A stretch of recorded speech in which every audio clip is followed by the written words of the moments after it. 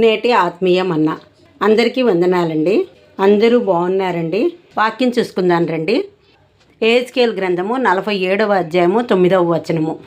ఈ నది ఎక్కడికి పారును అక్కడ సమస్తమును బ్రతుకును. నది ఎక్కడైతే పారుతూ ఉంటుందో అక్కడ సమస్తమైన జలచరాలన్నీ, మరి అదేవిధంగా రెండు ప్రక్కల కూడా వృక్షాలు, ఇలా అనేకమైనవి బ్రతుకుతాయి. అంతేకాదండి, ఆ నదిలో యొక్క నీటి వలన మన యొక్క నీటి అవసరతలు తీర్చుకోవడానికి కూడా అవి ఎంతో ప్రయోజనకరంగా ఉంటాయి. నది అంటేనే అది సమస్త జీవకోటికి కూడా ఎంతో ప్రయోజనకరమైన జీవజలం అని అర్థం. అదేవిధంగా ఇక్కడ కొన్ని నదులను గురించి, వాటి యొక్క తీరాలను గురించి తెలుసుకునే ప్రయత్నం చేద్దామండి. యోర్దాను నదిని కనుక చూసుకున్నట్లయితే మనందరికీ తెలిసిన విషయమే. యోర్దాను నదిలో నయమాను 7 మార్లు మునిగి లేచడాన్ని బట్టి తన యొక్క కుష్టంతా పోయి తన ఒళ్ళు మరలా బాగయ్యి శుద్ధుడయ్యాడని. ఇది ఏ విధంగా జరిగిందంటే, ఏలీషా దగ్గరికి నయమాను వచ్చినప్పుడు ఏలీషా నయమానుతో ఆ యొక్క యోర్దాను నదిలో 7 మార్లు మునిగి లేవమని చెప్పడం జరిగింది. అప్పుడు నయమాను ఏమన్నాడంటే, తానొక అధికారినని, ఇజ్రాయెల్ దేశంలోనే నదులన్నీ శ్రేష్టమైనవి కావా, వాటిలో స్నానం చేసి నేను శుద్ధి నొందలేనా అని తనను తాను హెచ్చించుకున్నాడు. దేవుని సన్నిధికి వచ్చేటి వారు తమ తమ అధికారాలను వదిలి దీనత్వం కలిగిన వారిగా రావాలి. ఆ విధంగా తగ్గించుకున్న వారి పట్ల దేవుని కార్యాలు జరుగుటను మనము చూడగలుగుతాము.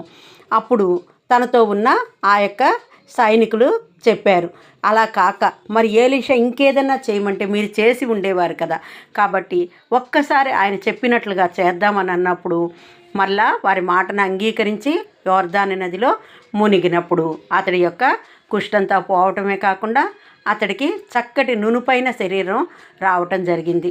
ఆ విధంగా యోర్దాను నది వలన అతడు స్వస్థతను పొందుకోగలిగాడు. ఇంకా చూద్దామంటే అహువా నది.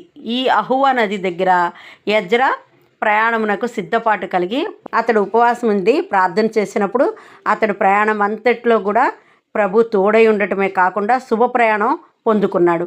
ఇంకను అతడి సమస్యలను అధిగమించగలిగాడు. కాబట్టి అతడి యొక్క ప్రయాణ విషయంలో జయం పొందుకున్నాడు. ఇంకను చూసుకున్నట్లయితే యబ్బోకు నది. యబ్బోకు రేవు దగ్గరే దేవునితో పోరాడి గెలిచాడు. యాకోబు ఇజ్రాయేల్గా మార్చబడ్డాడు, దీవించబడ్డాడు. కాబట్టి యబ్బోకు రేవు దగ్గర నిలుచుటను బట్టి యాకోబు ఇజ్రాయేల్గా మార్చబడ్డాడు. ఫిలిప్పీ పట్టణంలో నదీ తీరమున లూదియా కూర్చుంది. లూదియా నదీ తీరమున కూర్చోటాన్ని బట్టి తాను ఆశీర్వదింపబడటం కాకుండా ఫిలిప్పీలకు ఆమె దైవాశక్తి చేత నదీ తీరమున కూర్చుని దేవుని మాటలందు లక్ష్యమించి ప్రేరేపించబడింది, బహుగా ఆశీర్వదించబడింది. ఆమెను బట్టి అనేకులు ప్రేరేపింపబడ్డారు. హిద్దెకెలు అనే నదీ తీరమున దానియేలు గొప్ప దర్శనాన్ని చూస్తూ నిలబడగలిగాడు.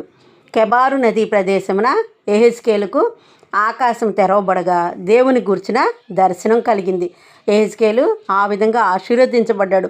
ఎహెజ్కేలు ఆ విధంగా కెబారు నదీ తీరంలో నిలిచిటను బట్టి అతడు దేవుని గూర్చిన దర్శనాన్ని కనుగొనగలిగాడు. యోర్దాను నది అనేది విధేయతను నేర్పించింది. అహవా నది అనేది ఉపవాస క్రమాన్ని నేర్పింది. కేబారు నది అనేది నిరీక్షణతో నిలుచోటం నేర్పించింది.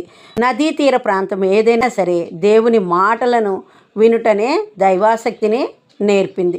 హిద్దెకెలు అనే నది దేవుని కొరకు నిలబడే అనుభవాన్ని నేర్పింది. యోర్దాను నదిలో మునుగుట ద్వారా నయమాను సంపూర్ణంగా స్వస్థత పొందుకోగలిగాడు. అహవా నది దగ్గర ఎజ్రా ఉపవాసం ఉండి ప్రార్థించడం ద్వారా అతడు శుభప్రయాణాన్ని పొందుకోగలిగాడు.